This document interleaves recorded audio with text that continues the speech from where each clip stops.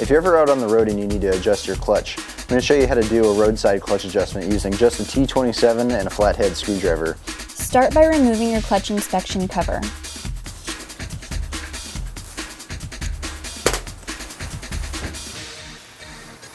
Remove the lock plate and spring.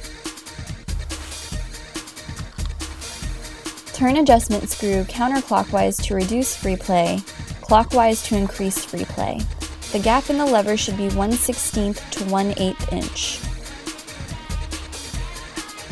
Replace inspection cover and torque to 7 to 9 foot-pounds.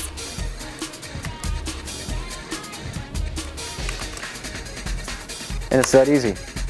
Now take it out for a ride, check the feel of it. If you don't like it, take the cover off and do it again.